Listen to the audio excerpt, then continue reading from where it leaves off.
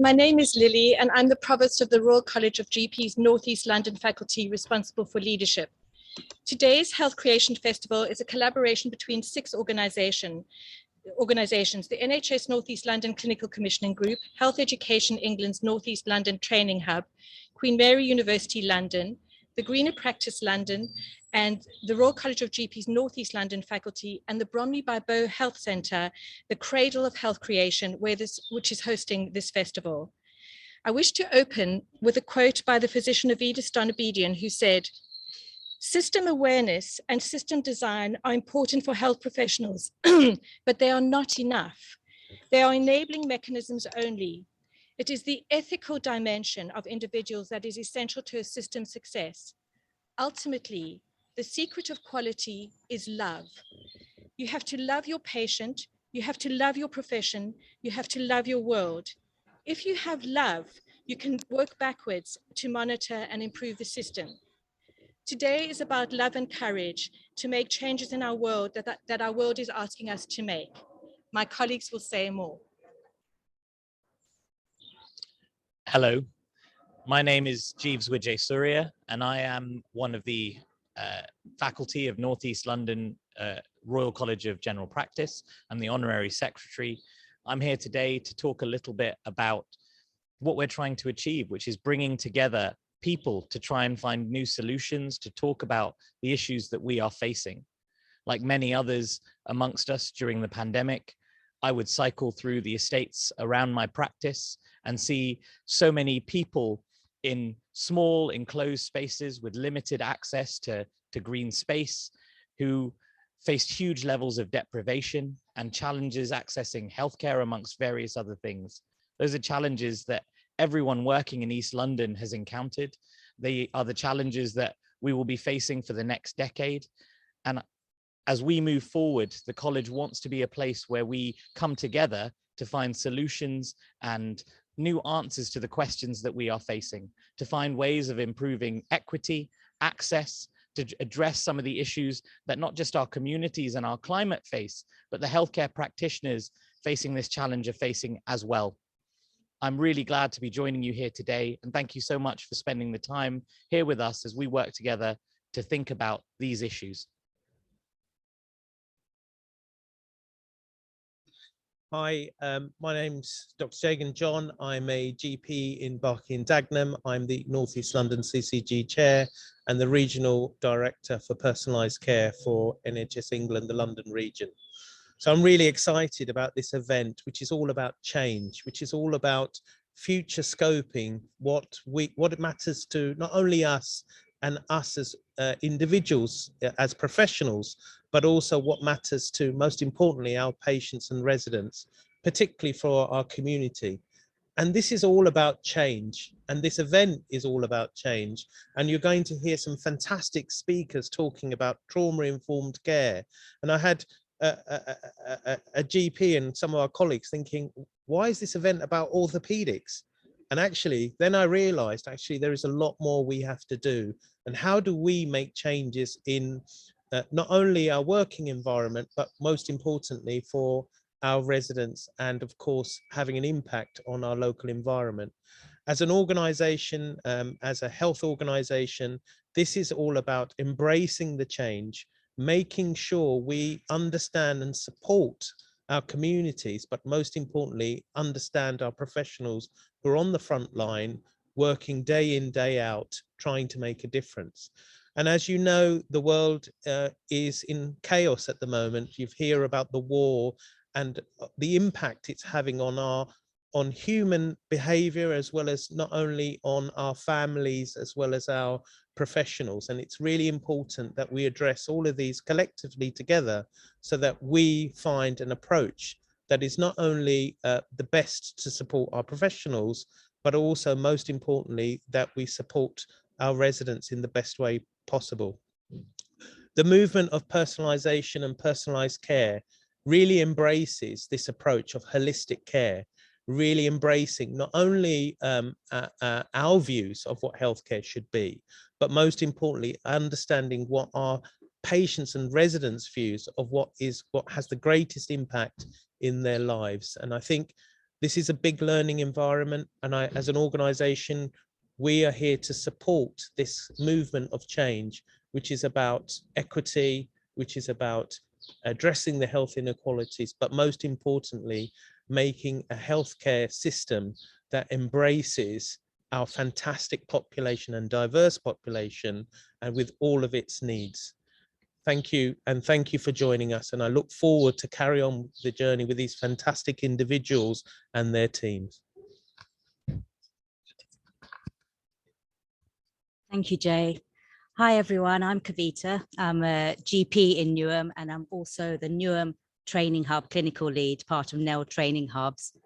Really warm welcome to you, everyone here today, and thank you so much for giving up your time here today. And we're sitting here in the beautiful wisteria at Bromley by Bow Centre, and we've been blessed with a beautiful sunny day, and it's election day as well, so it's all good. I just want to say a little bit from a training hub angle, and what training hubs are about and how it links into trauma-informed care and health creation. So we all love our systems. We all love KPIs and structures and hierarchies and boards, or maybe we don't really. But it kind of gives us a sense of control in a world where we don't have much control sometimes. But really what makes change are people. And that's what training hubs are about, people. People are ones that create the human connections, and through relationships, we create change. I think over the last 2 years, all of us have been affected in some way by trauma. We have to remember that our workforce, our people come from our communities, and our communities are deprived areas. And we know that in deprived areas, there are higher incidents of ACEs. So our staff, our people, our workforce are already at a lower threshold for being further re-traumatized by what's happened during the pandemic. And it's a little bit about how we contain them, hold them through love, and when they are spiraling out, how do we keep them within their orbit? So for me, it's really about our workforce, our people. So of course, it's for our patients and residents, but how do we have trauma-informed cultures and trauma-informed organizations and trauma-informed communities? And also from a leadership point of view, how do we lead when we haven't dealt with our own traumas? And do we lead from a place of hurt, or do we lead from a place of generosity and abundance? So I'm so excited to be hearing all the stories that we're going to, inspirational stories that we're going to hear today about how people are actually putting amazing initiatives in place. Thank you so much. And thank you for your time again today. Thank you. Hi, thank you to everybody. Thank you, Jeeves. Thank you, Jay. Thank you, Kavita, for sharing. We are going to now have some music. The music that you'll be hearing through the festival is Yunri. She's a medical student at Queen Mary, and her music is to flourish. So take this music in and start to flourish yourselves. We will move shortly to Jonathan Tomlinson, who will be with Caitlin sharing his understanding of what is trauma-informed care and how do we use it, and how do we use it to co-create futures with each other and with our patients.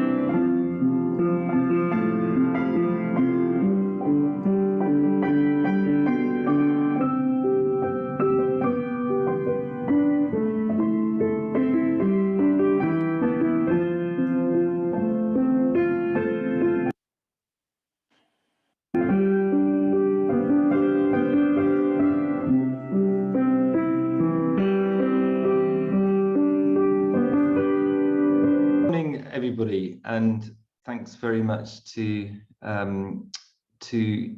Lily for inviting me to this and for choosing trauma-informed care as a topic for this conference.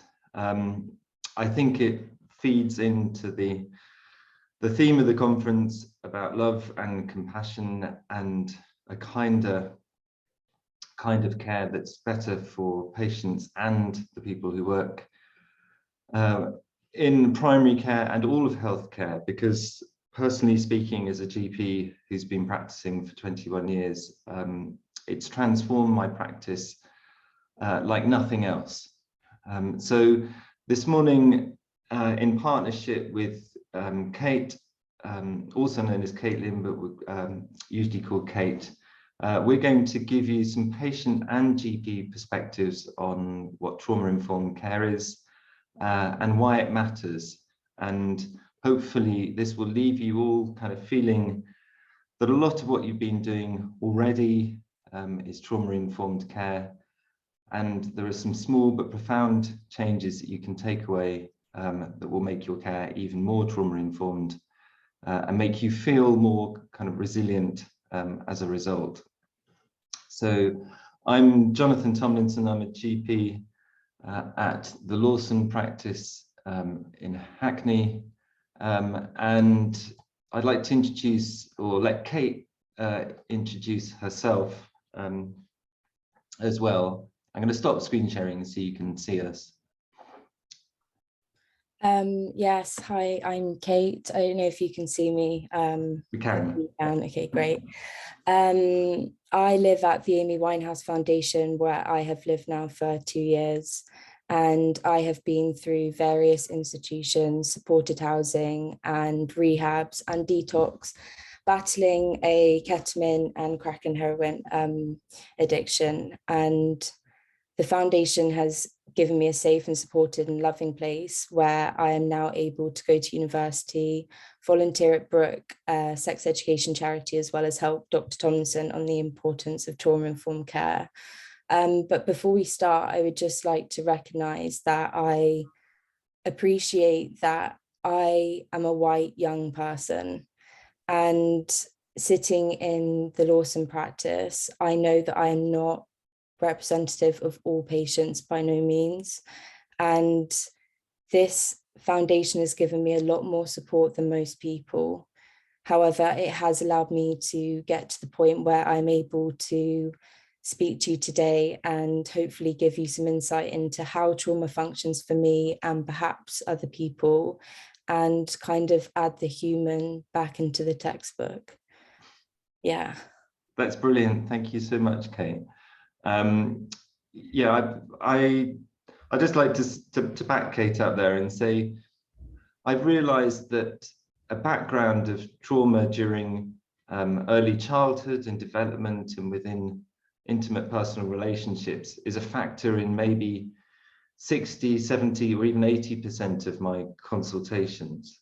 And the more I'm attuned to it, the more I'm aware of just how prevalent it is. And so many of the patients that I look after are maybe in their 30s, 40s, 50s, or even older. And I'd like to recognize just how amazing and brilliant it is that the Amy Winehouse Foundation is supporting women at such a young and important age. Most of them are in their early 20s. And I just wish that this kind of thing had been available for my older patients at that time in their lives. So it is a wonderful place. We're going to go through just a handful of slides together and then bounce ideas off one another to help you get an understanding of what we mean by trauma and trauma-informed care. So I'll share the screen again, and then we'll go through them. So Dr. Gabor Mate, who writes and speaks very beautifully on this subject, makes the really important point that trauma isn't what happened to you, but it's what happens inside you as a result of what happened to you. So when we're talking about trauma, we're not talking about your childhood or abuse or neglect or an accident or an event. those things can be traumatic. But when we see patients, those events have usually passed, not always, sometimes they're ongoing, but often what you're seeing is somebody who's carrying around inside them as physiological, psychological, or behavioral issues as a result of what happened to them in the past. And because trauma, which is often referred to as PTSD, or when the trauma is in childhood or is prolonged or is at a lower and more insidious level, is sometimes referred to as complex PTSD. And most of us will know that PTSD involves things like flashbacks or reliving the event or re-experiencing what happened. And I think that's really key as a kind of understanding of trauma.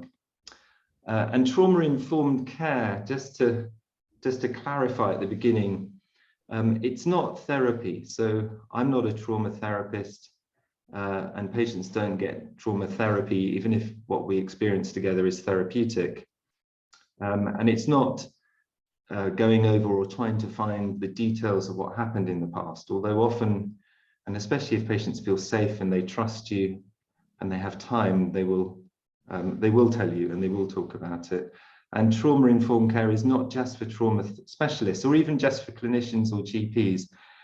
It's for everybody in an organization, from the receptionists who see the kind of behavior and deal with people as they come in, to the secretaries who write letters detailing the problems and the histories that patients have, to the managers that help set up services in a way that's sensitive to this.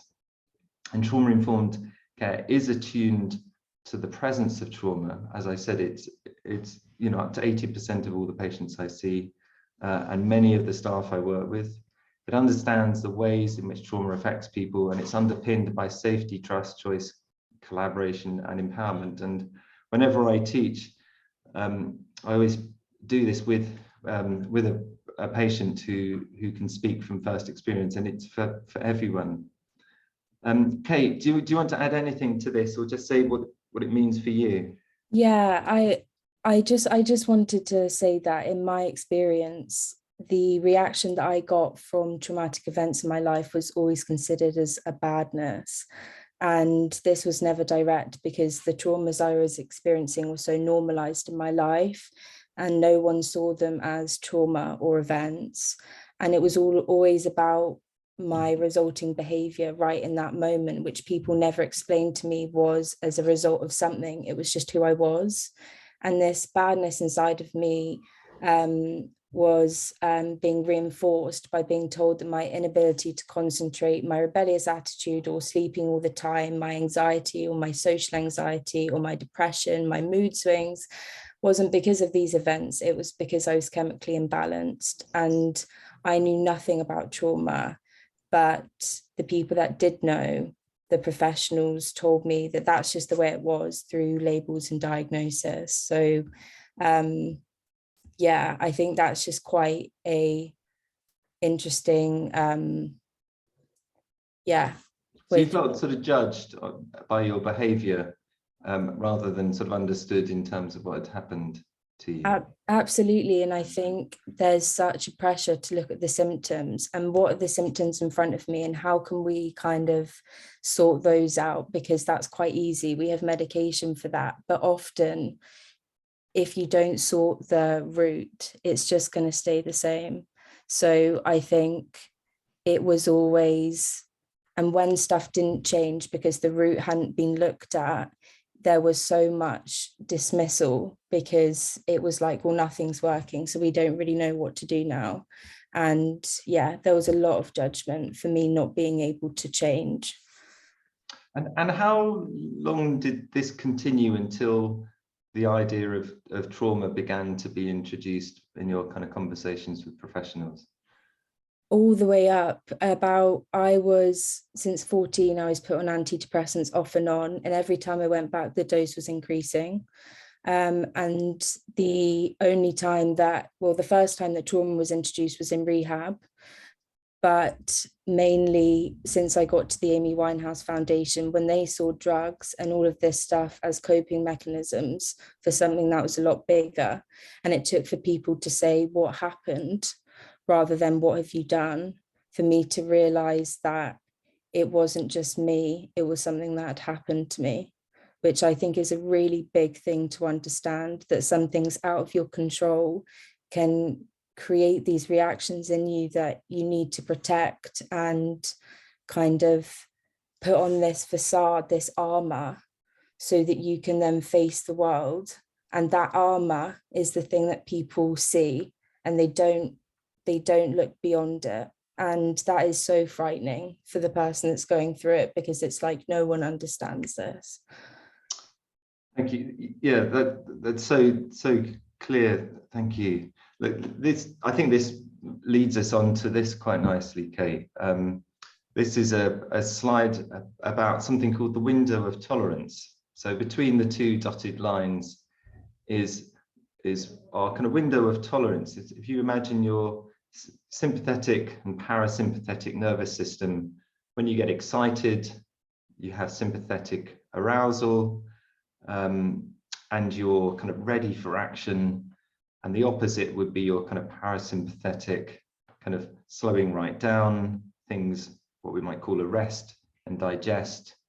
And we oscillate during the day between kind of being relatively aroused and relatively sort of slowed down or shut down. And the impact of trauma is that you oscillate violently between beyond, extreme sympathetic arousal and being completely shut down.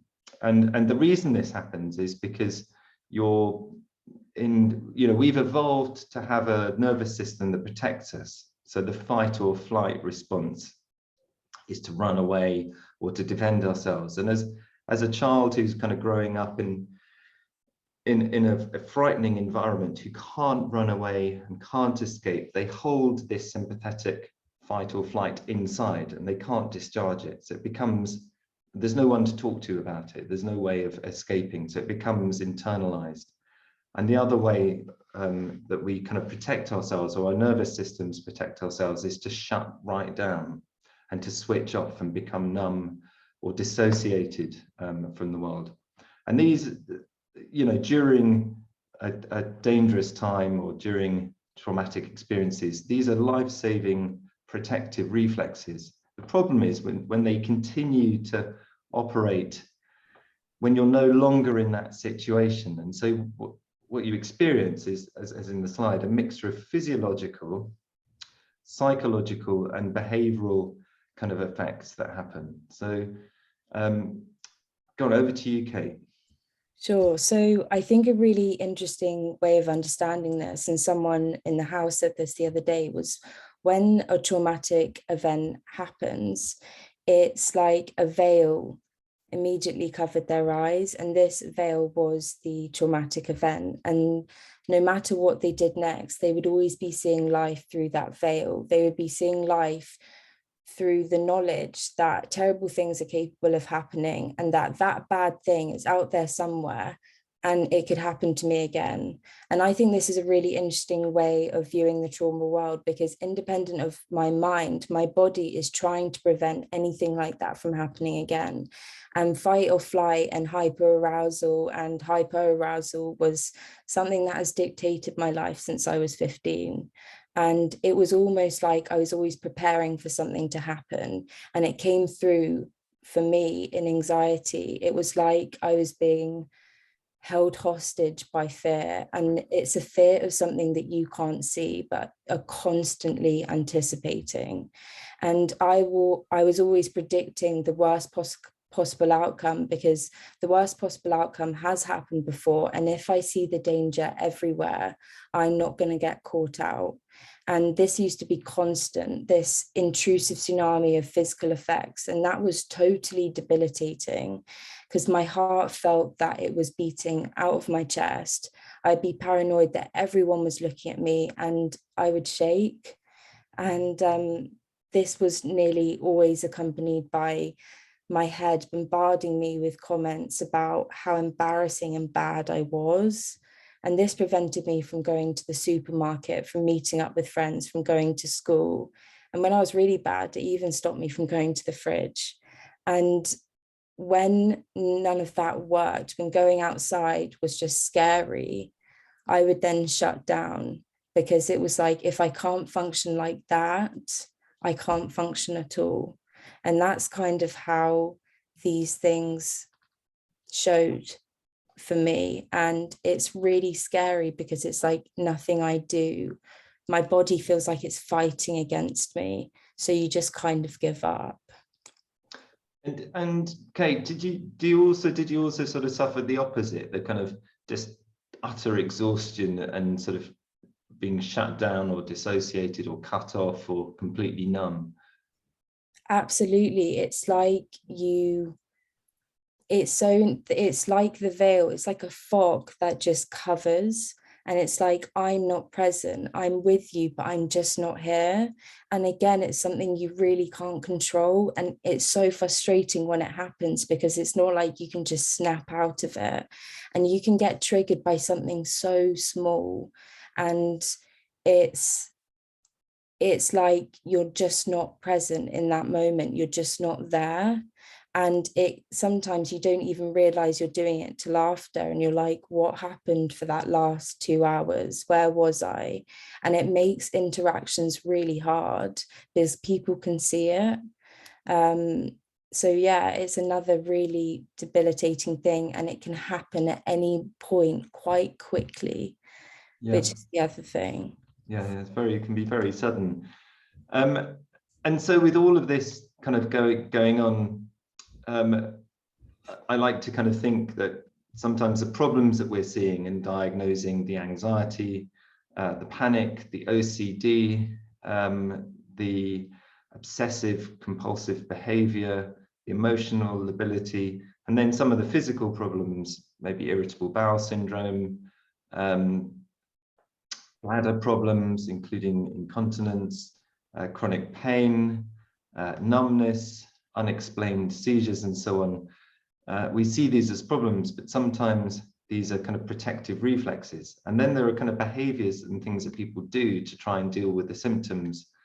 And this is a picture of a hand that I use to kind of explain or think about what the trauma world is, or what it does to you. And on the thumb, it's got the fight or flight, which we just talked about, and then the index finger would be shut down, a sense of shame that it's my fault and I'm to blame, the dissociative symptoms, and then the kind of coping. And then kind of it's the coping stuff that we often see that gets people into trouble or into care. And for you, Kate, that was kind of using drugs and alcohol. And how did that help you cope with the symptoms you were getting?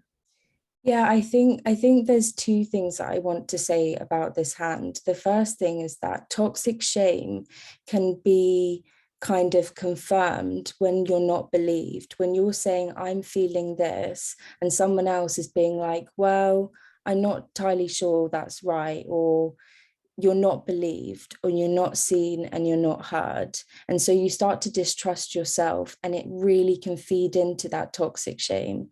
And the coping for me was, I had undiagnosed ADHD, and I was always frantically struggling to get through the day and to self-medicate, to chill down my head, and in some way to control the powerlessness that I felt, not only about what was happening internally, but also in my environment.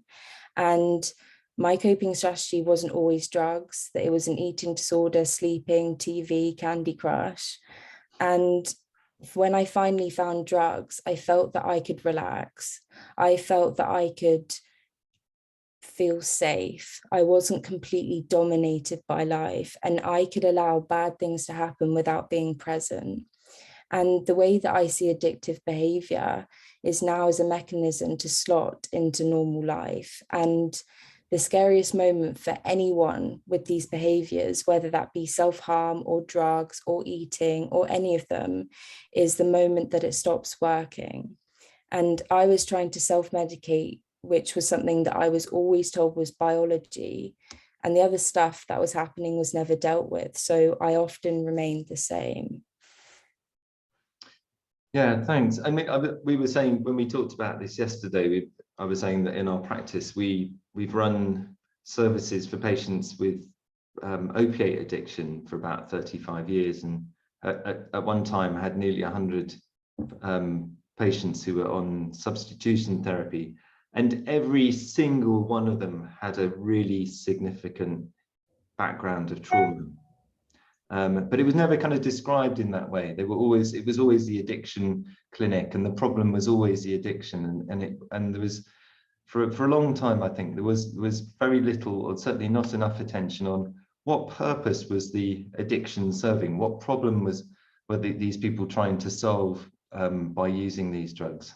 And it's such a simple, profound, but kind of important change in ways of thinking, and then you just feel differently about your patients, and you feel less frustrated, and you feel more compassionate and more kind of curious, and that makes you more helpful and more resilient as a doctor. So one of the lovely things about this way of thinking, for me especially, is that it's good for patients, and it's good for the people who are trying to look after them. You both come off better off, and there aren't that many things in healthcare where you can say that. Mm. The next slide, so of course we're going to say, so what do we do about this, and what can we do about this, what helps? Again, another hand, it's just useful because there's always one that you can look at, and the thumb has social security on it, and that wraps around everything else. If you make a fist, social security wraps around human relationships, what you put in your body, what you do with your body, and what you do with the stuff in your head. But it's sort of the most important thing, and Amy's place gives you that like nothing else has before. Is that right, Kate? Yeah, absolutely. And that's why, just to like visually show you that social security is literally underpins everything, because I would get my dose increased and I'd be right back into the place where bad things were happening. And it was so debilitating for me, because it was like nothing else in my life was changing. And as soon as I got to a safe space where people were listening to me, where people on a daily basis were like, how are you doing? Even one conversation would make me feel held. And that's why I think that the trauma world is so complex, therefore the healing world is so complex.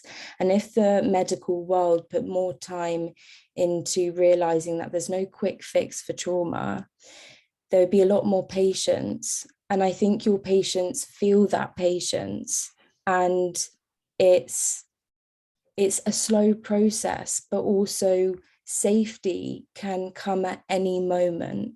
And I think we have had a lot of questions in previous conferences where people say, we've only got 20 minutes, it's hardly any time to, dive into their trauma and ask what happened to them.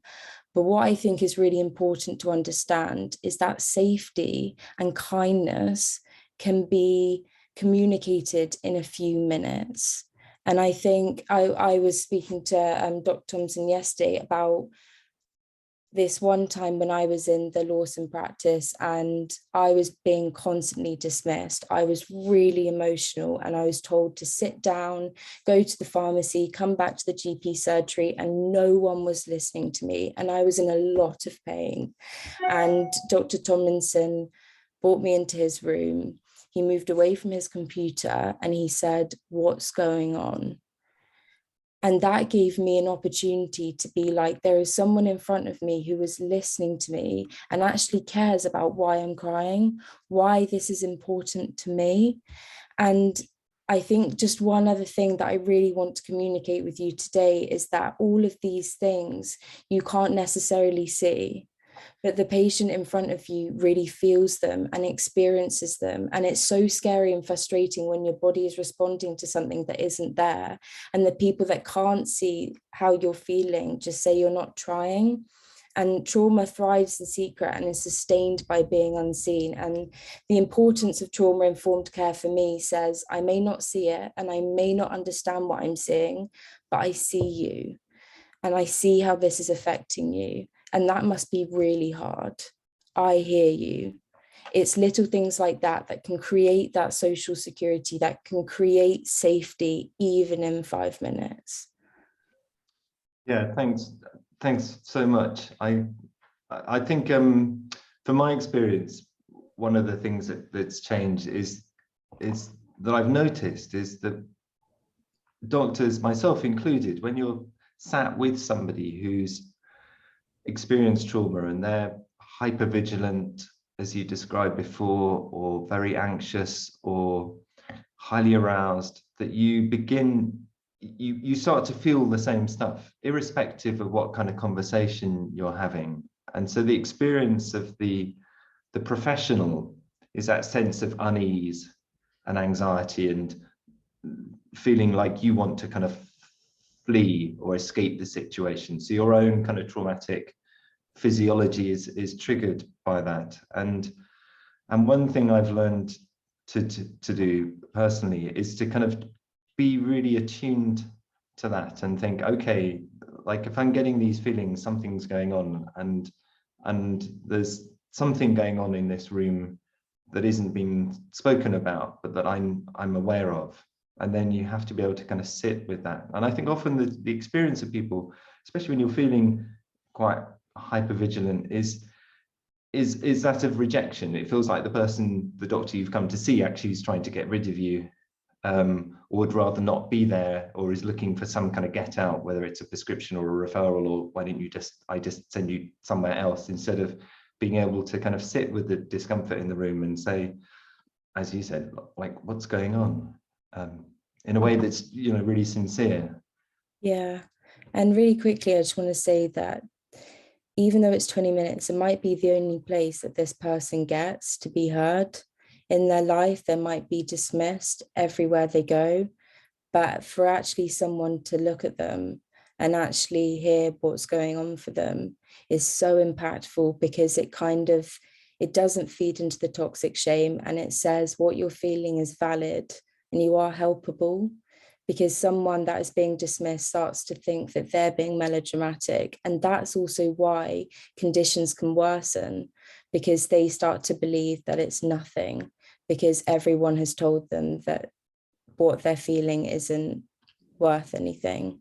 So yeah, I think it's just really important for it to be a human on human interaction, rather than a doctor and a patient and a doctor who's stressed and has had a long day, which I appreciate is the truth, but we can feel that. Yeah, and the experience of trauma makes you extra sort of sensitive to picking up on those cues, doesn't it? Yeah. I think maybe just actually often, Kate, our interactions, our clinical interactions when you come in aren't 20 minutes. I mean, maybe it feels like 20 minutes, but I've looked through to check, and it's normally nearer 10 minutes. So it's amazing what you can do in such a short time. I sometimes think of general practice as ultra brief and ultra long. So brief encounters over a long period of time. The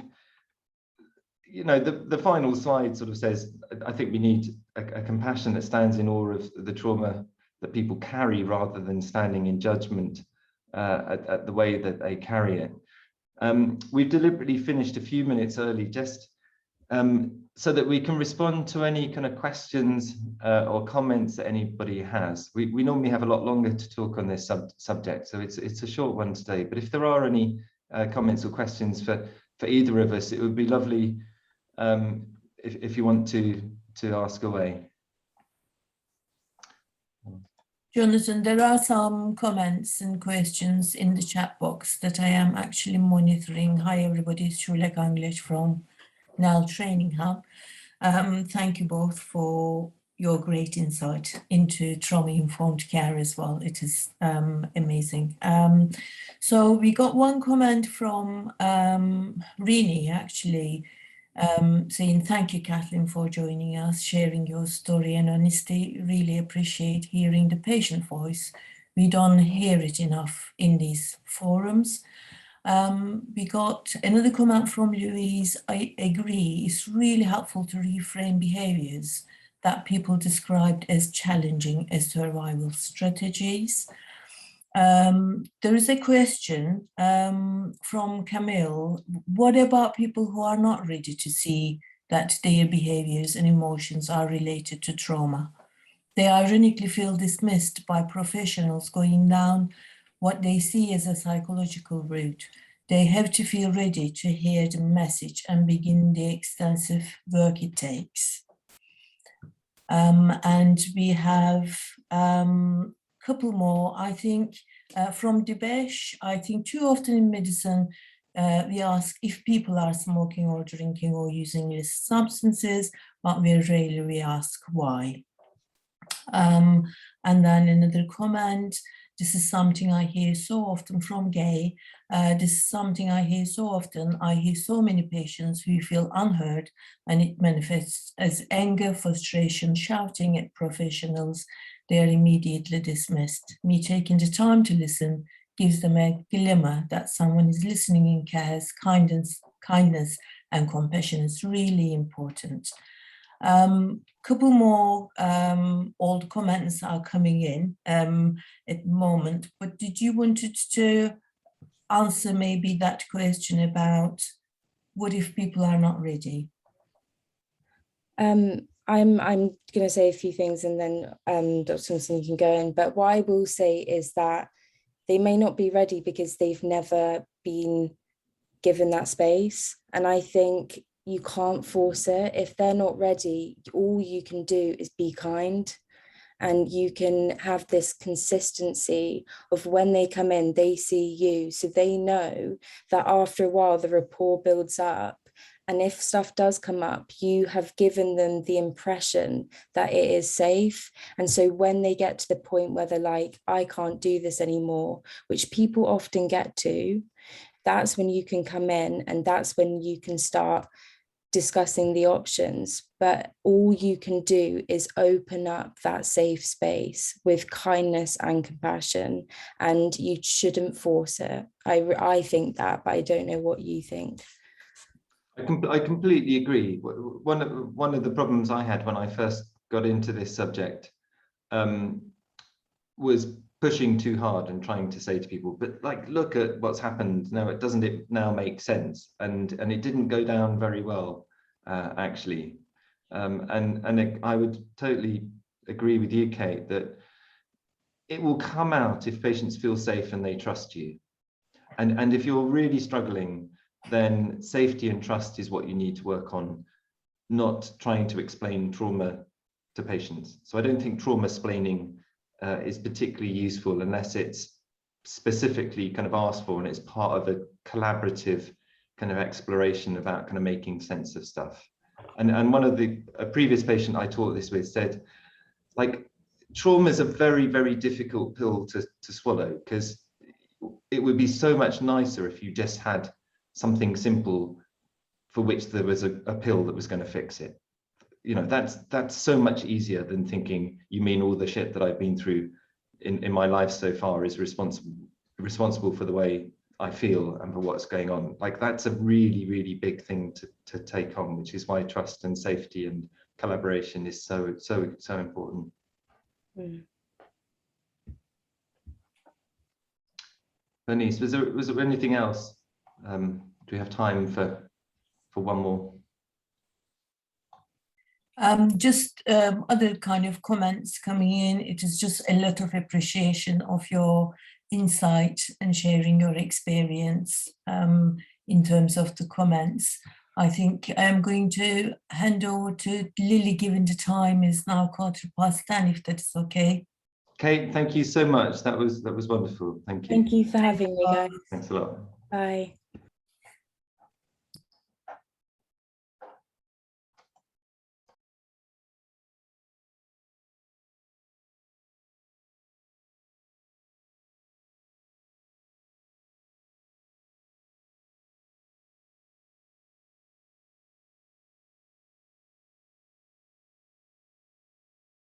Welcome back to the Bromley by Bow Centre, Cradle of Health Creation.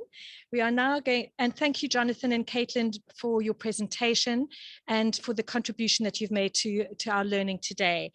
We are now moving to the question, how do we move from trauma to healing organizations who are able to health create with all of us? And Kavita will be facilitating the session, and I will hand over to her.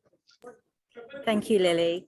So without more hesitation, I'm going to hand over to Jackie. I'm really excited about hear your story, Jackie, and in Shoreditch Trust. So please do introduce yourself. And yeah, thank you, Kavita, and hi everyone. My name is Jackie Henry, and my main role is supporting the development of health and wellbeing programs at Shoreditch Trust. And Shoreditch Trust is a voluntary sector organisation and social enterprise, and we have been working for just over 20 years now, just simply around supporting people, and mainly through community-based health and wellbeing programs and training. And our organisation, we try hard to put people at the centre of design, delivery and implementation of our work, and at the centre of their support, most importantly. And our starting point over the years has been genuine kind of investment in people. And that might mean through volunteering, through training, through investment in local recruitment, and through developing approaches which are just genuinely centred around people. And that's been an ongoing journey for us, working with communities, just developing really relevant, meaningful, and hopefully trauma-informed ways of working. And that involves getting a lot of feedback from people and investing in staff, and particularly in staff training and awareness around this area. And we have collaborated a lot with Jonathan Tomlinson, who you will have just heard present, who is a local GP and a trustee of the organisation, and has been our trauma-informed advisor and mentor really over the years, and just helped us to really spend a lot of time reflecting on what it is we do and how we can constantly, I suppose, have a critical approach to what we do, make changes and adapt. And we have asked ourselves what feel like some really basic questions about trauma-informed support, and that is, what are the ingredients to a really good helping conversation? So what are the elements of that? Are there things that we're doing that are in the way? And if there are, how can we address that?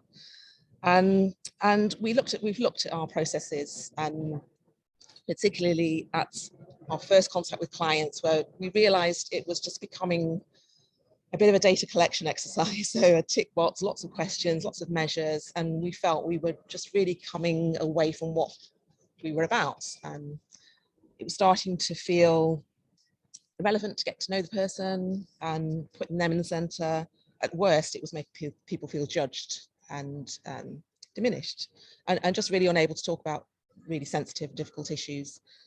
And we noticed also that my colleagues were struggling in this context to wade through all of that and just get to the really important stuff of getting to know the person and what's important for them.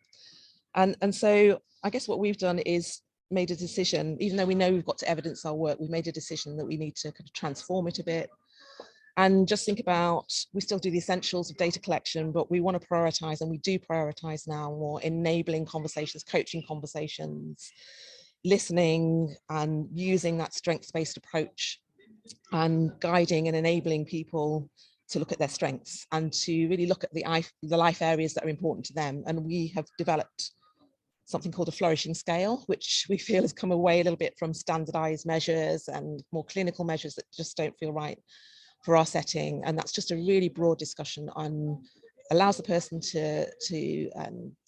or guides the person gently through a discussion around their life and what it is that they genuinely would like some help and support with. And so, I mean, just to finish up, really, for us, trauma-informed care, as a community-based organisation, we're not a specialist organisation, we're non-clinical, we're non-medical, we're really about connecting people with themselves, with other people and with the community. And for us, that just means more control for the person, more sensitivity in the way we work, and just a really supportive environment down to our spaces and how we welcome people and the ongoing relationship that we develop, and not being defined by a specific issue or condition. And so that's just a little bit about how we've challenged ourselves to look at I guess, what wasn't working for us, and move towards a different system and way of working that feels more authentic to where we're at the moment. Thank you so much, Jackie. That was really amazing piece of work over so many years that you've invested into that. Thank you. I'm going to hand over to Martin now, unless anybody has any real questions that they want to come in right now for Jackie, or we'll pause a bit later on. Thank you. Thank you, Martin. Hi, I'm Martin Griffiths. I'm a trauma surgeon in the Trauma Centre in Whitechapel. I'm also a advanced reduction lead. And I suppose I want to relate a sort of train about transition, about using trauma-informed care and practicing trauma. So I look after young boys and girls who've been stabbed and shot, and the lessons from supporting that community and the community of staff who work in that space has been really enlightening. So we're a really well-versed expert practice. We're very, very good at preaching and teaching and offering great metrics around care, great at managing patients' injuries, but terrible at managing injured patients. And we never thought to think about how we as a service were impacting and traumatizing our clients, our patients, by our practice. We're very good at fixing holes, very good at telling people what to do, never very good about listening, never good about asking why anything, why we did what we did, why we were there, why our work didn't work, and why these people came back to us. And we had to fundamentally reevaluate what our interaction looked like. Now, we started asking questions like, who are you and why did you come to us? What is your journey from your home to our hospital? What is your journey from hospital to home? And what is your journey going to be like beyond that practice? And how is that affecting us as clinicians and us as people? Those are very simple, very difficult questions to answer. And it forced us to reevaluate what practice, interaction, and our drivers were. So we started again to ask ourselves, why are we here? What are we doing? What are the journeys like? What are the people we're interacting like? What is our society like? And how are we providing support to that society? And how is that changing our culture and our delivery of care? And by asking simple questions and asking ourselves simple questions and removing the hierarchy, removing the role responsibility, removing the traditional barriers around what we're talking about, we will be able to answer questions differently. And I think that what we started to move into is a system of equity, not just of age and gender and sex and roles, but of skills. And by recognizing that everybody could bring a skill to that piece, we became more effective as a group of clinicians providing care. The HCA and the porter could have ideas about how to support somebody better and have a better idea of how to interact with an individual and their family to provide better support. And more importantly, we felt bolder about talking with and speaking to our community, in our community, about why violence was affecting our community, because it was our community as well. And that allowed us to speak much more coherently and be much more effective about what we're trying to support. I spend my life doing pointless operations that don't need to happen, the injuries don't need to occur. And I want that to stop happening. We became made redundant by a curious and knowledgeable community that understand the drivers of what's happening in their lives and understand that the violence that affects them is a product of a failing society. And we can all work to perfect that. And our practice and our principles are based around trying to understand very clearly that we all have a journey to take and a journey to share. And that professional intimacy, that professional understanding, and that rejection of the hierarchical standards of what we've been taught to believe in our society is the key to us being better at what we do. I think I'll stop there. Thank you, Martin. Thank you for sharing what you, again, all the amazing work that you've been doing in secondary care. Jackie, Martin, are there any questions that we want to bring in at this point for Jackie or Martin about their work? I know there is a question in the chat about the flourishing scale, Jackie. I think we all got a little bit excited about that. I don't know if you could just expand, because that's actually a question I've been thinking, is how do we measure things like flourishing, like thriving, rather than, kind of those kind of other deprivation kind of measures. Could you tell us a little bit more about that? Yeah, so I mean, broadly, it is about helping people to look at their life in the round and supporting them to bring their whole self into a conversation. Because I mean, often, you know, we engage with a person for the first time, we're engaging with a condition or an issue, and it's just trying to get away from seeing people in silo. And that scale is simply to guide a staff member in opening up that conversation. It's nothing that people won't have seen before in terms of the areas of work, so social connection, work and leisure, and physical and emotional well-being, but it's the way that it's used as an integral part of the conversation rather than an extra measure that you do at the beginning and the end of a journey. And that's for us what feels kind of authentic about developing a measure ourselves. And I will say we are challenged a lot about not using more standardized, recognized measures, and we may find ourselves kind of part of that conversation for some time to come, but we are kind of trying to hold on to what feels right based on feedback and that we've received about what it's like to receive, be on the receiving end of support. Happy to share more information about the scale after this. Thank you, Jackie. I'd love to see the scale actually and see the kind of questions that you're asking. Martin, there's a question for you as well around cross-organizational boundaries, working in community schools. How can we do more of this? And also just leading around what you were saying about hierarchies as well. If you could just expand a little bit on that and what's worked really well in removing those hierarchies. So 2 questions for you there, Martin. Thank you. Let's do the easy one first about hierarchies. I think when we talk about equity of skills, we talk about competence rather than role. That really changes how we interact as a healing community. So we brought lived experience workers onto our shop floor to provide support, emotional support and social support for our victims of injury, because we weren't very good at doing it as clinicians.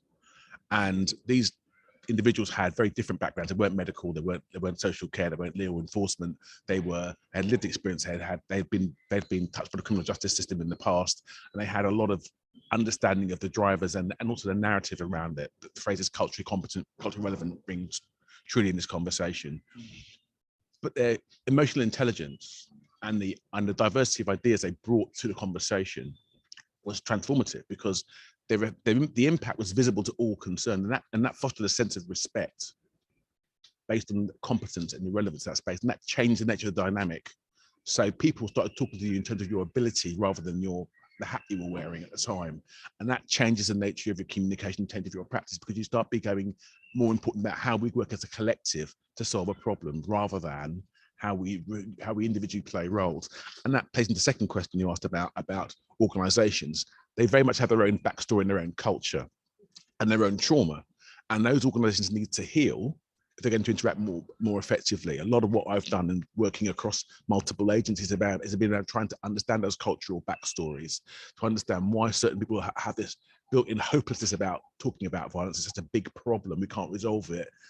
But actually finding the commonality around that, sharing our whys, we all have that similar sort of driver, and using that as a basis to find that collaboration, compromise, win-win scenario that allows us to think differently about stuff. The skills that you possess in your space are perfect as they are, and they've evolved perfectly, but they're transferable into my space as well. And we can work together to deliver that kind of care. And it's about recognizing the impact and the concussive, the order of magnitude that you can change by working together when you're on the same sort of page. Might not be the same line or the same chapter, but might be the same paragraph, but you're on the same page, and moving together makes you much more powerful.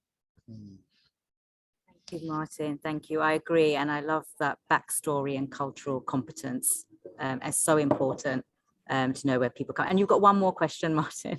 Sorry, and then we'll move on to the next. So how do your, how do your teams connect with outside organizations who can support the young people with the results of the trauma, or to look more into the whys? I think you've touched upon it a little bit, but as many are not getting the right support and are slipping through the net.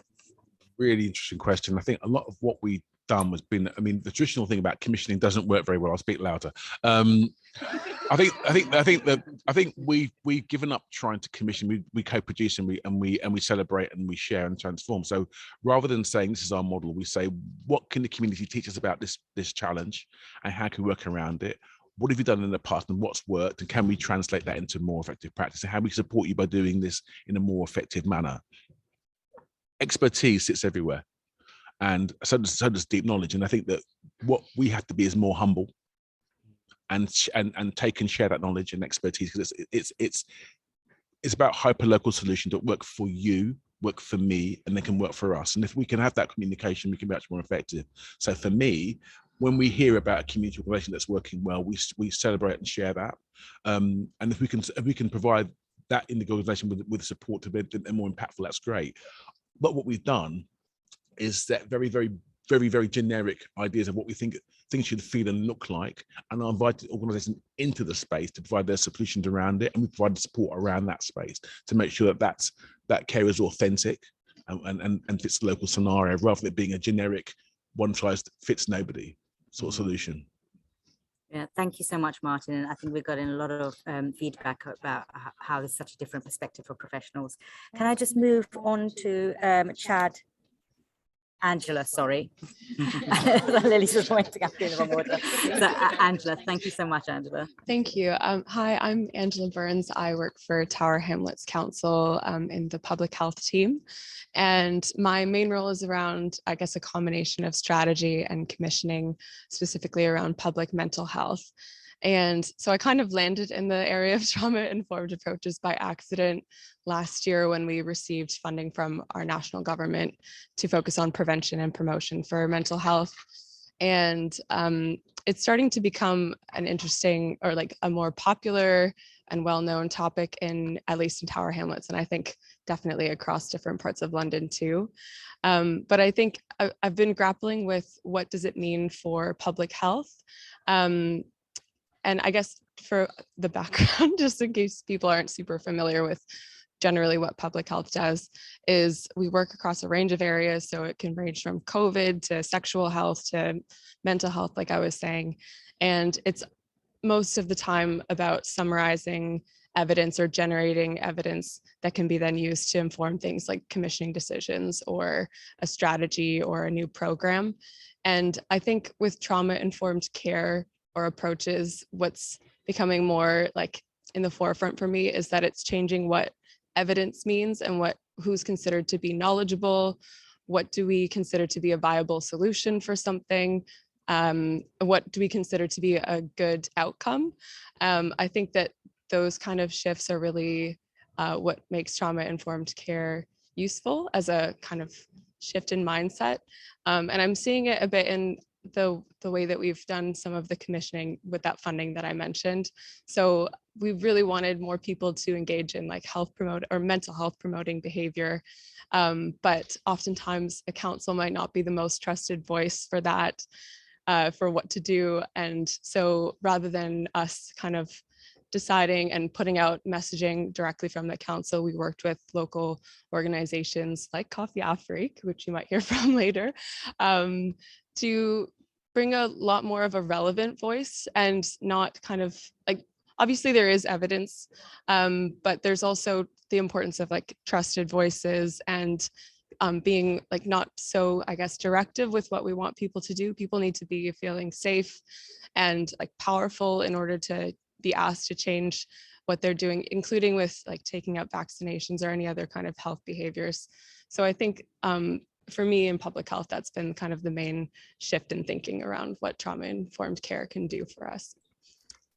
Thank you, Angela. I think the words around trust, around what outcomes are important, what's relevant is so key, isn't it? And what you said about being safe and feeling powerful as well. Really, I'm going to move on to Abdi, and then I think we'll take the questions at that point as well. Thank you, Abdi. Thank you, Bismillah. My name is Abdi Hassan. I've lived in Tower Hamlets my whole life, and I grew up in Tower Hamlets, went to a local state school called Langdon Park.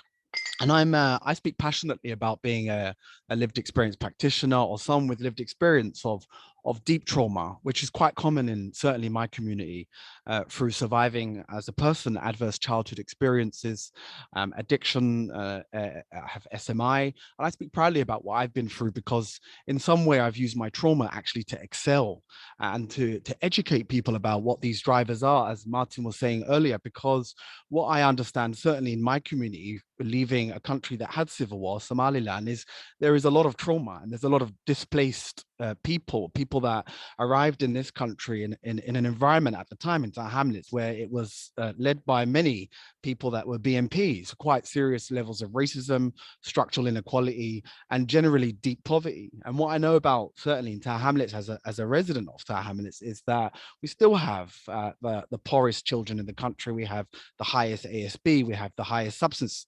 misuse in the country, and deep levels of poverty and deep levels of inequality. I studied for many years what I can do as someone who, despite all of that, despite the story, went to university, went to work at an accountancy firm called PwC. That I think partly what's important for me is that the change has to be from the community. And I think we have to promote trauma and experiences in a positive way. And we have to promote people's resilience in a positive way, that actually there is hope in what you've gone through and that you can use your story to impact people in a radical, help-focused approach. And that's why I'm really proud of the work that we do at Coffee Afrique. We started with a crisis cafe, which predominantly helped people that were homeless and using substances in Hackney. And now over 4 years, we manage 5 different hubs as far as Enfield, Harrow, Tower Hamlets, Newham.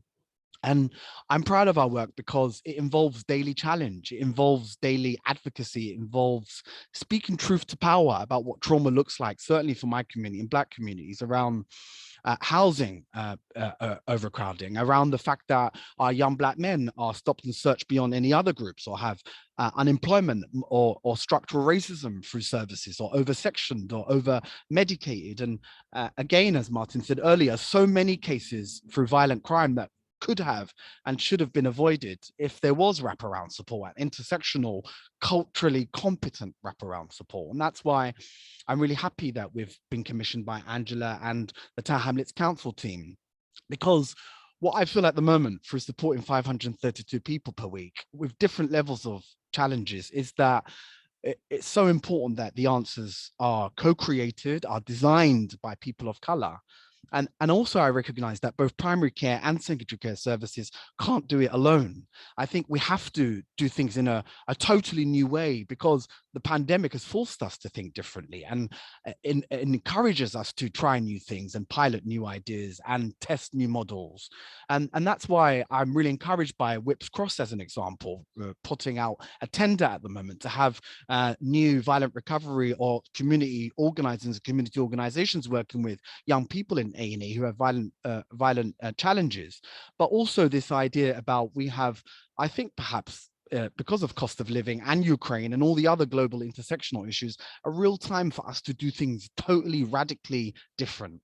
And what I believe passionately is in encouraging communities of color to create what we do, for example, using Islam-based therapy, using Tree of Life, using African-based therapies that are holistic, that look at healing and what trauma looks like at your root, so that you can address those challenges too, but using models that have theory of change, that have donut economics, that have radical help, but also just to trust people, trust the communities that we serve, let them make mistakes, pilot new ideas.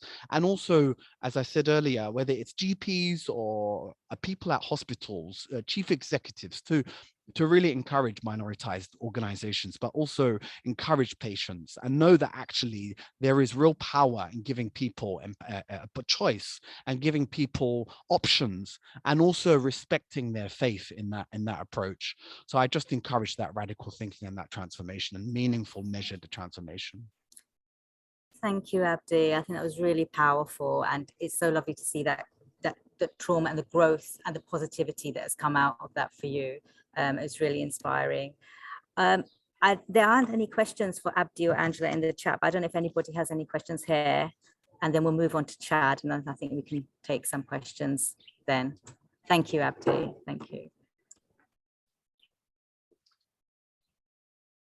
Hello, my name's Chad Hockey. So thank you very much for inviting me today. So my name's, I work as a GP. I've been asked to speak more loudly. Okay, so I work as a GP in London, and I'm a clinical director of a primary care network as well, otherwise known as a PCN. I think my section was to talk about primary care, and I think it's important to make that distinction between general practice and primary care. So general practice is not primary care, it is part of primary care. Primary care, as you've been hearing from the other speakers here, is everything that takes place within a community. It's not just the services, it's all the things that keep people well.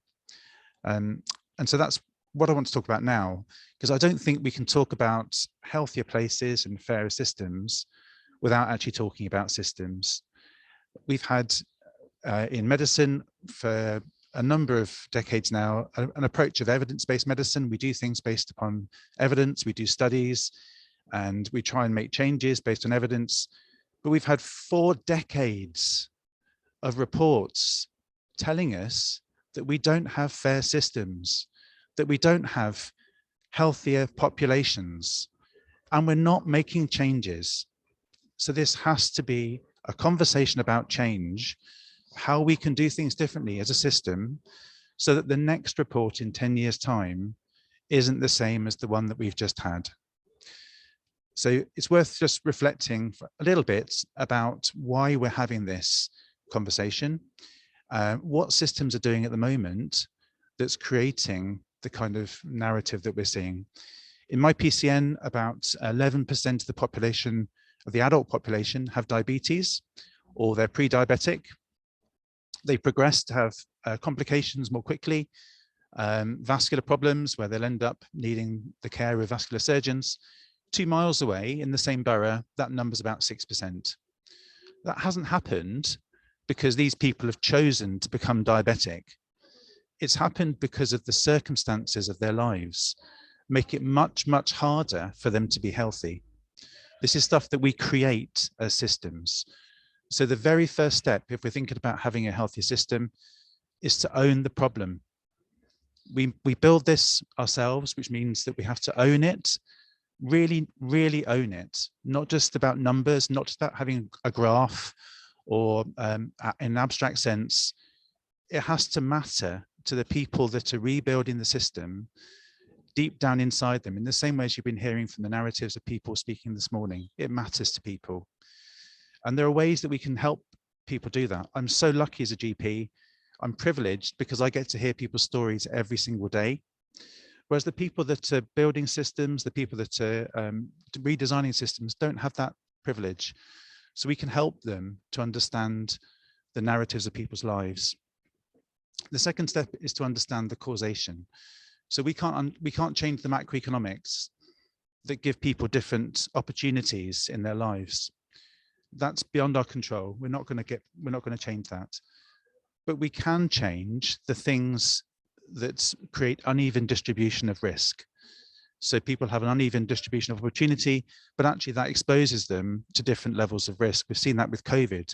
People that had to go by public transport, they were on 0-hours contracts, they were living in cramped accommodation.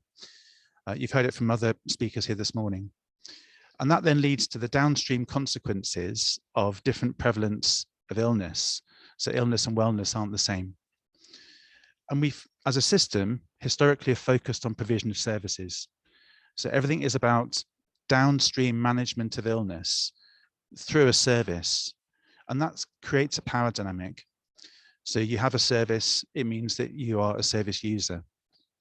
Somebody is providing to you or for you, not co-production as you've been hearing.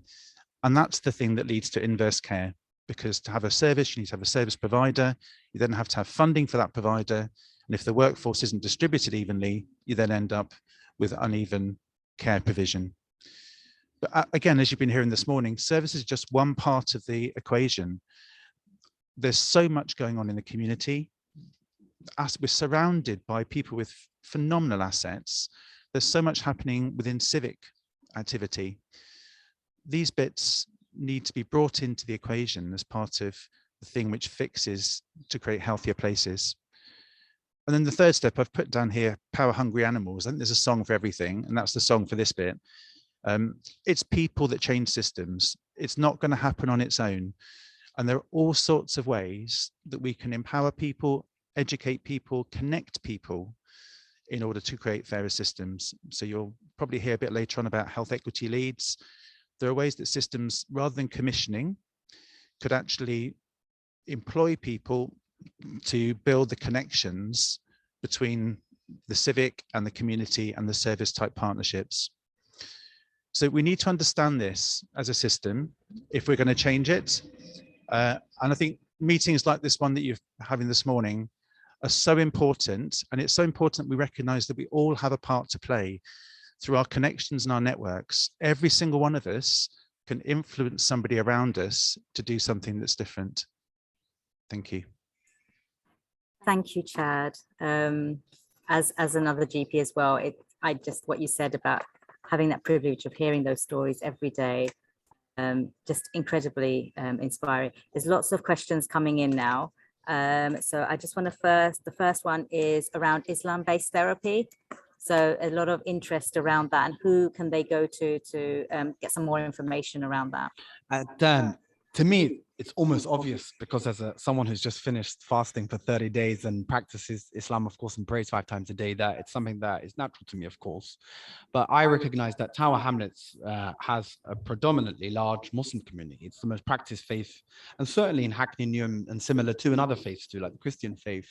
And what I encourage, and certainly to my clients and our service users, is to use principles of the faith, particularly a practice called sabr, which is around patience, and tawakkul, which is about something when you leave a higher power to control or to manage your destiny, and also just this idea of zakat and giving back to community. So when we triage our service users, we discuss some of those ideas around what wraparound support they need, how they can give back, and what support they need around mental health, for example, and just this idea of being mindful and mindfulness as a practicing principle in prayer.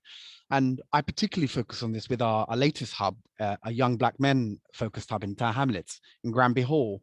We're currently engaging with 60 young Black men. So we have both individual therapy that is led by a clinician who is Muslim, and also group therapy that looks at Islam-based healing, but particularly around trauma and how trauma manifests and how it appears.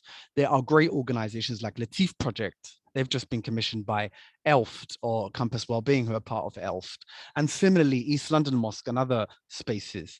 But I've seen in this particular building at Bromley by Bow Centre, similar practice too. There's a church just attached to this building, and there are individual group therapy and other therapy spaces. I think we're missing a trick, just to conclude. And I think at a triage level, this idea that faith is so important to so many people, and how can we encompass faith in health? Absolutely, and that's what I look at every day. Really, really, really helpful. There's lots of questions coming through, but I know that we've got a lot of speakers together. I'm just going to quickly go to Chad. And then there was the one comment about the personalized care lead roles, and how do we invest in those more and make them more holistic, and a lot of clinical investment that goes on, but not so much more in personalized care lead roles, and your thoughts on that. So just so that be sort of clear, talking about the same thing with personalized care, this is initiative that's come through primary care networks, and it often relates to link workers or social prescribing link workers, health and wellbeing coaches, and care coordinators. That's what people often refer to. I think, to be honest, in my opinion, I think this was kind of set up to fail. If you look at the things which have worked around, so personalized care as a concept, fantastic, but I think it's implemented through the lens of service provision. So it's case-based working. So it's completely downstream, as opposed to application of health creation principles to actually create stronger, more connected, resilient communities. So for me, I would love to see personalized care roles moving in that direction, so that we're actually building different levels of social capital. So the social capital of the individual, but the social capital of the community, and doing that in a way whereby systems are doing it, then adds in that third layer of social capital, i.e. systems supporting community-led change. Thank you so much, Chad. Really insightful. I'm going to move on to the next speaker, and then if we have time, we'll come back to the other questions that are in the chat. Can we move on to Sharon, please? Thank you, Sharon. If you could just introduce yourself. Right.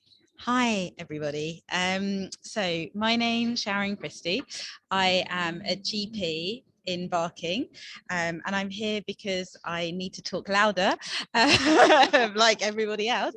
And I'm here because I am co-chair of Greener Practice North London, which is a network of people involved in primary care and making primary care more sustainable, primarily from an environmental point of view, but it also overlaps with a lot of things that we've been talking about today. And I'm also one of the net zero clinical leads for North East London CCG.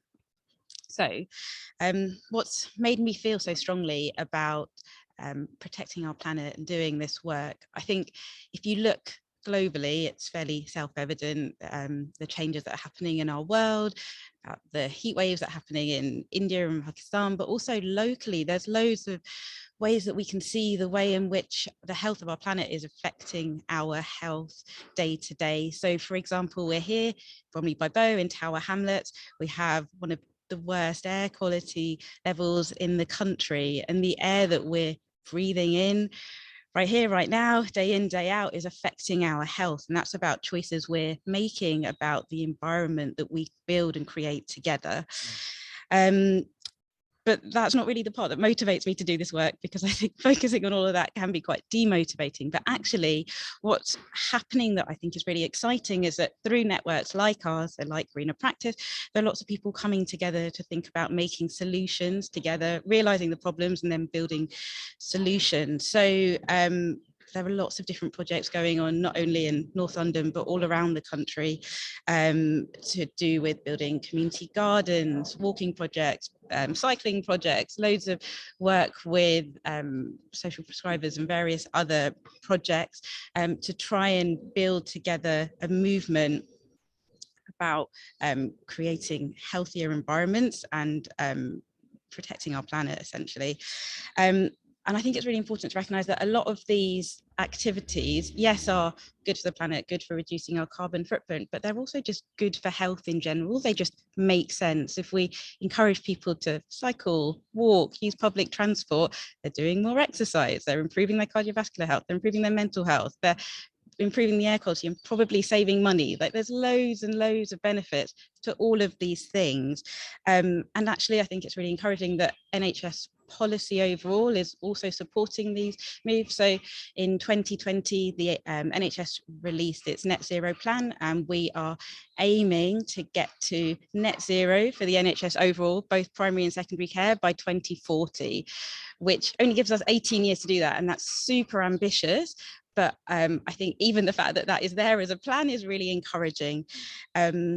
And so that means there is a whole movement of people working towards this, and primarily around kind of the 4 pillars of green care that are preventative care, which kind of ties in with a lot of things we've been talking about today.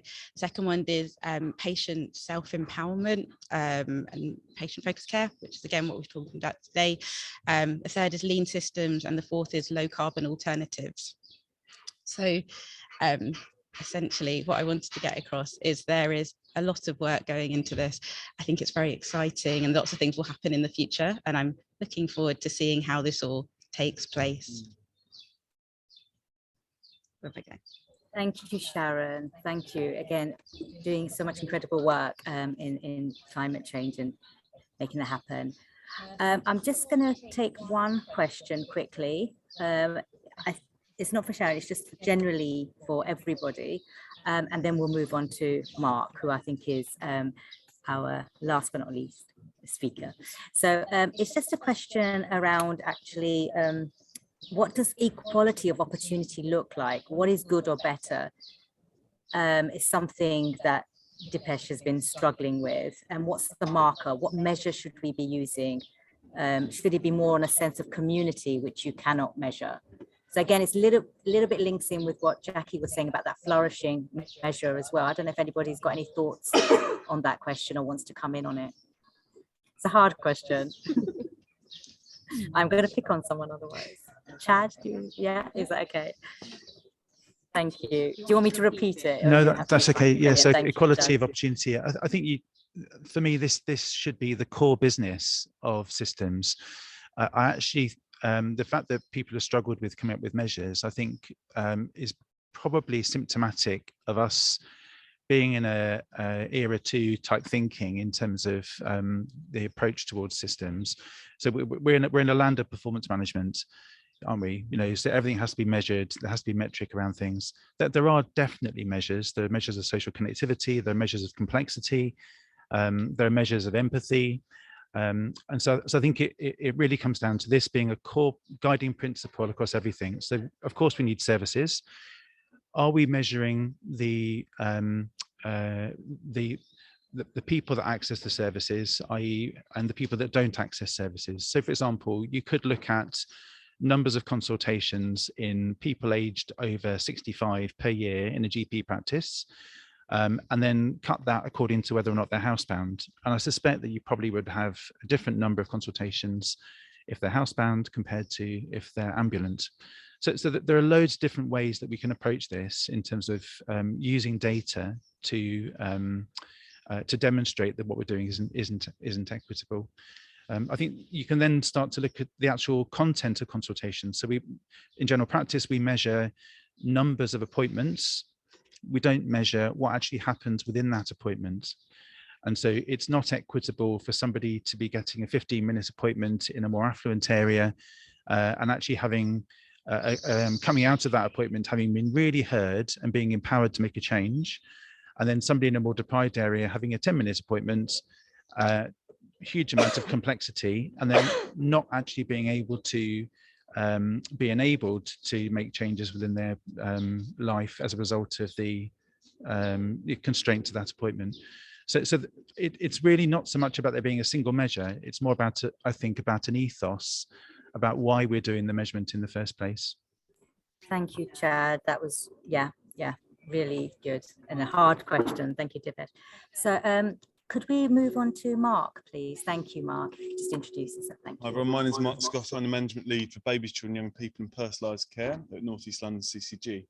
So I'd like to start off my talk with actually asking everyone here and everyone at home or at work, wherever you are, to delve back into your past and really to think about a time when you were doing something really, really difficult and really challenging, where you all felt really, really supported. And as a result of these conditions, you're able to give the best possible version of yourself. So you're in peak performance. It could have been at school, work, or in sport. And if you've ever felt this, I'd like to hold this memory for the next few minutes. Now, I worked with a leadership coach a few years ago, probably about 5 or 10 years ago, who spent most of his career, 30, 40 years, trying to introduce inclusive leadership across the NHS. And he was a really experienced and well-connected leader. And eventually he developed this model, this leadership system based upon the principles of inclusive leadership, which he was convinced that would drive out fear and support the principles of trauma-informed care. Unfortunately, he retired before he really got to implement it in full. So for me, it really is unfinished business. You know, how can you really make such a system work? Now, outside of my work in the NHS, I've been getting into sports coaching. So I've spent the last few years, 3 or 4 years, doing kids rugby coaching. I've also got interested in sports leadership. And I read a book, it's an autobiography by one of the leading American football coaches. His name's Pete Carroll.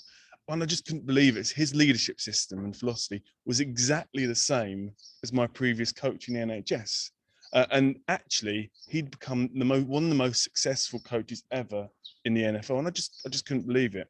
I then realized that actually some of the most successful sports coaches in basketball and football had the same leadership philosophy based upon relationships, inclusion, and trust. Coach Wooden in American basketball, the most successful coach ever, and actually Gareth Southgate in England with the England football coach. And actually this type of leadership, if people want to know more about it, has been celebrated by the TV program Ted Lasso on Apple TV about an American coach in an English Premier League football club. Now, following my coaching in the NHS, following learning about this, I've started using these leadership approaches in my work. I've actually started small steps with the under-9 rugby team I've coached for the last 3 years, but I've also been doing it in my work. And I've got 3 take-home lessons I think can help inform trauma-informed care I'd like to share with you. The first one is to replicate success and forget failure. Now, I'm not sure if anyone here has tried to train a dog. Yeah, I've spent a lot of time last couple of years, got a lockdown puppy trying to train a dog. And I've actually had real troubles with trying to train a dog. Right, I had real troubles with going to the toilet in the house. Now, I just used to tell it off. I used to have a real go at the dog for being so stupid for going to the toilet in my house. And do you know what that did? It traumatized the dog. Right, it made it do it more. Yeah, so I had to get a dog trainer in to tell me to sort it out. And the solution, never tell off a dog. It traumatizes it. Get it to do the right thing, and then you reward it. You give it a treat.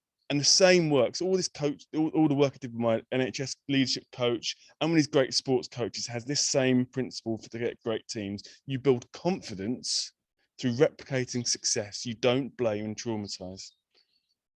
And then what happens if you do make a mistake? So you give away a try, you give away a goal in the last minute of the match. And this is taken directly from Ted Lasso.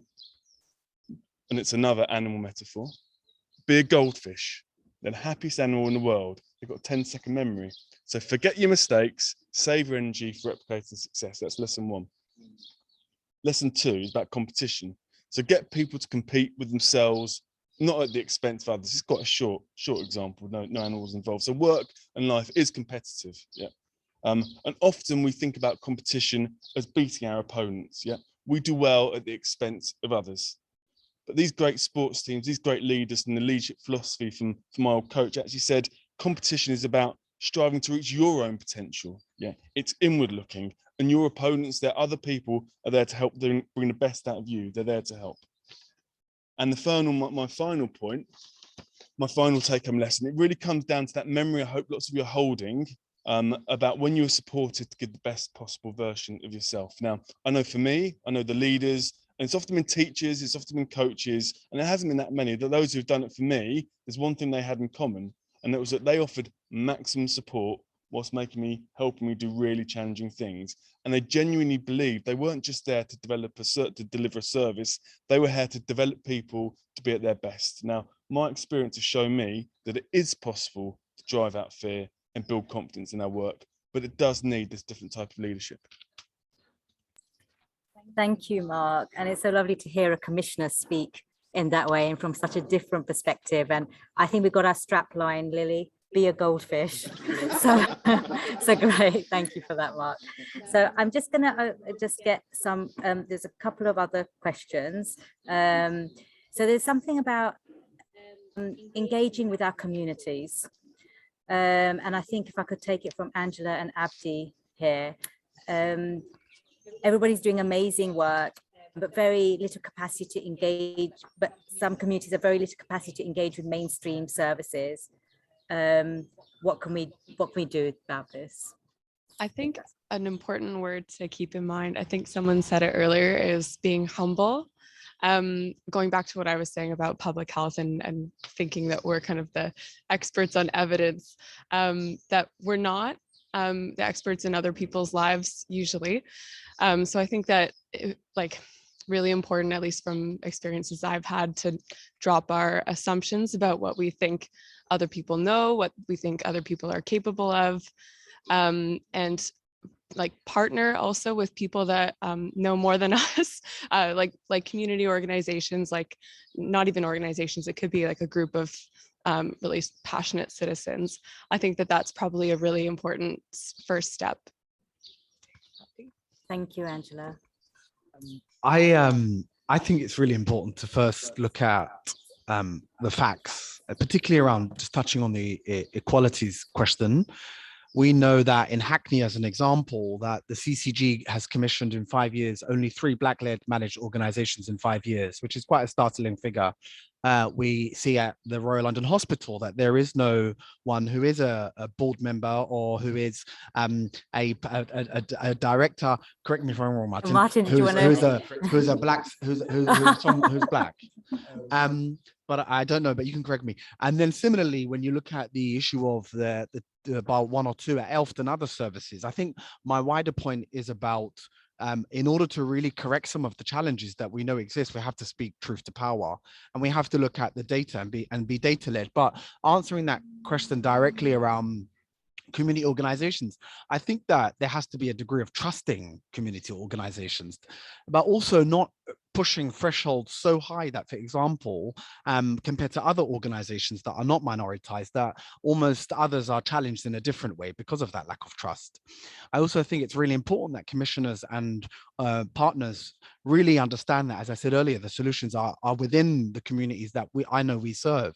And I see every day in the work that we do, as I said, in our 5 hubs, that there is real transformation in having people of color and citizens running and managing their own spaces, programming, managing their own funding, and really seeing radical ideas and new age ideas rather than the same concepts. And finally, just to say that it's really important that we also don't see communities as coming from a place of deficit. Because people come and ask for support, it doesn't mean they're always broken. Actually, they know what they need. And I think it's really important we don't have that kind of privilege concept or that savior concept, and really just to help community organizations build capacity, but also help us organize and allow us to be in spaces, but lead those conversations, rather than, like the Race and Health Observatory report highlighted, that there needs to be that radical transformation. And I think it starts with working together in a much more open way, in a healthy conflict way. Thank you, Abdi. Again, those themes of trust. And I love the way you said that, not to be the savior, having that savior kind of comment. Can I go to Chad now, who also wants to come in? Thank you. Yeah, I just wanted to come in because I think there's probably a couple of assumptions to unpick.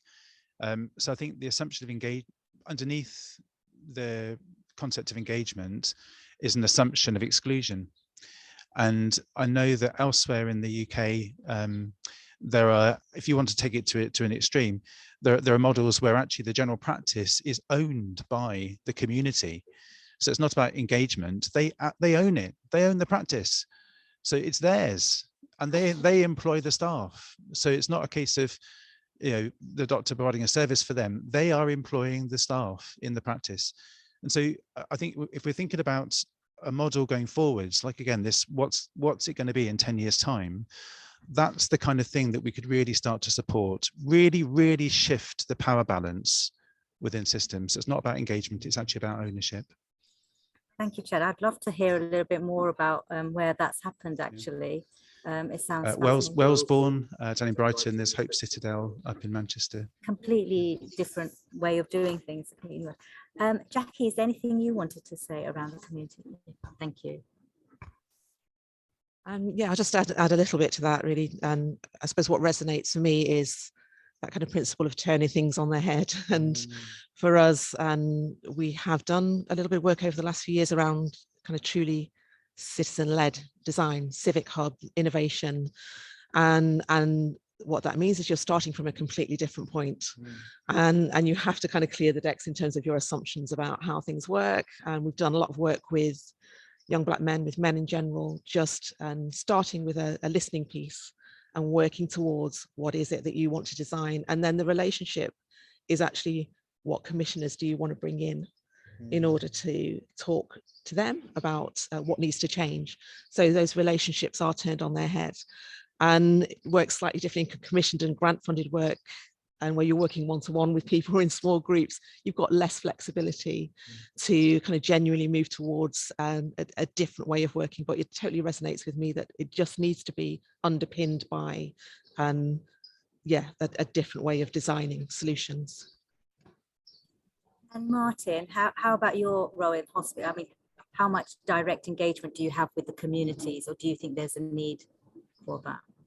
I think one of the things we've had to really reevaluate is our role within what the trust is. Can it be an anchor institution in the community? Can it be, I don't want to be treated there, I want to work there? Can it be that we don't just provide access to great healthcare or advocacy around how you can live, how you can get out of illness? It's partly about wellness, partly about what we can be part of in the community. Not everybody's going to be a clinician. However, there are roles and occupations you can take up within healthcare systems which make you a powerful person in your community. The things that we can exemplar by living in this community, because this is our community. We are East London, and we are the big hub in that area. And everything the values we live by will resonate in our community. So if we are sensitive to that and humble to that influence, we can be much more effective providers of healthcare and support in that space. I think where we make the mistake is thinking we're an ivory tower or a savior with a halo. The truth of the matter is we're just people who have different kinds of jobs, and what we can do is link with our community to make that community much more powerful, because a community that owns its own problems and knows itself and finds its own solutions is a much healthier community and engages much more effectively with all forms of authority, and we can exemplar that with what we do in healthcare. Absolutely, absolutely, Martin. And I think there's lots of comments about how wonderful, how diverse, how representative our panel is today, and also for recognizing their own privileges and biases. And yeah, lots and lots of positive feedback. I just, Sharon, I think we've got, sorry, Mark, sorry. Hi, thanks, Christy. Just to flag out, I guess from CCG becoming the ICS perspective, we are looking at doing things differently around this. I know there's one program as an example where we're under the Children's Board, we're setting up looked after pathways to employment for looked after children across North East London, and really using our role as an anchor institution. It's led by Kath Evans, BCYP clinical lead. So we're trying now to, I think, do this kind of work, and there's lots of potential with the new ICS to actually do more of it. Thank you, Mark. Sharon, is there anything you want to come in with around communities? Thank you. I was actually just thinking, I feel like I've learned a lot today listening to all of you. And I was just thinking that we're currently writing the North East London plan for going net zero in primary care. And we're going to try and integrate a lot of this about maybe not engaging, working with patients and working collaboratively to do all of that. And hopefully it will be informed by a lot of these ideas. So I just wanted to say thank you to everybody. Yeah, thanks.